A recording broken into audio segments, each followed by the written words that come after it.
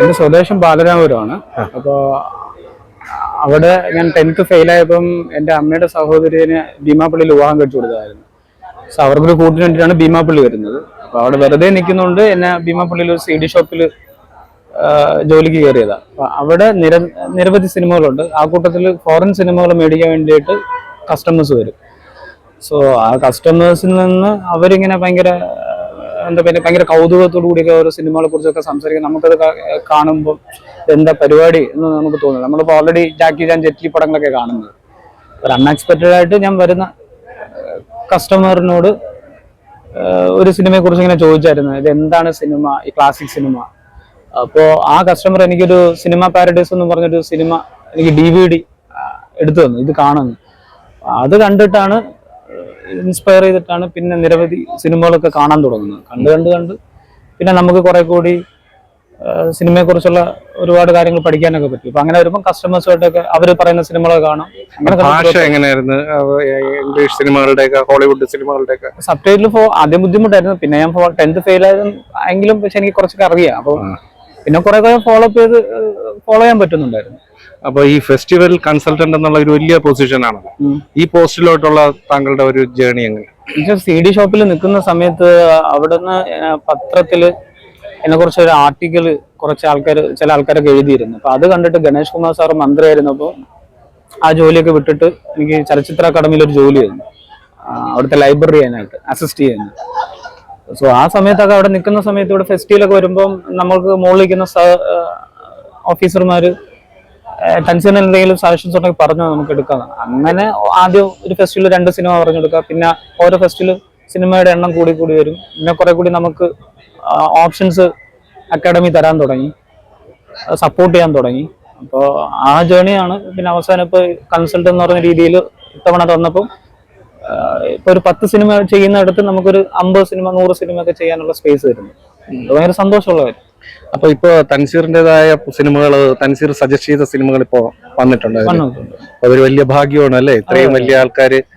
അത് ഈ വർഷം തൻസീർ പറഞ്ഞ സിനിമകള് ഏതൊക്കെയാണെന്നൊന്ന്? കുറെ പടങ്ങളുണ്ട്. വേൾഡ് സിനിമ ഓൾമോസ്റ്റ് നമ്മൾ പറയുന്ന അത് കണ്ടിരുന്നു. ഇത് കണ്ടിട്ട് നമ്മളിത് എടുക്കുന്നത്. കാണാണ്ട് ഇപ്പൊ നമ്മള് അക്കാഡമിക്ക് സിനിമകളെ പറ്റി പറഞ്ഞു കൊടുക്കും. അപ്പൊ അവര് നമുക്കത് എടുത്തു തരും. അപ്പൊ അത് ഞാൻ കണ്ടിട്ട് നമുക്ക് ഇഷ്ടപ്പെട്ട ഞാൻ അക്കാഡമിയിൽ സെക്രട്ടറി സാറ് ഡെപ്യൂട്ടി ഡയറക്ടറിനോടൊക്കെ പറയും. അപ്പൊ അവരും കൂടി കാണുമ്പോൾ എല്ലാം ഓക്കെ ആവും.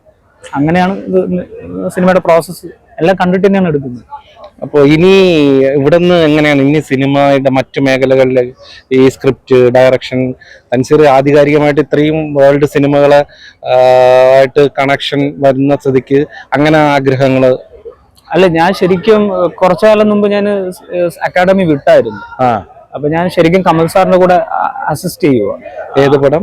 കുറെ പടം വർക്ക് ചെയ്യുന്നുണ്ട്, സാറിന്റെ കൂടെ അസിസ്റ്റ് ചെയ്യുന്നുണ്ട്. പിന്നെ ഞാൻ വേറെ പടങ്ങളൊക്കെ വർക്ക് ചെയ്യുന്നുണ്ട്.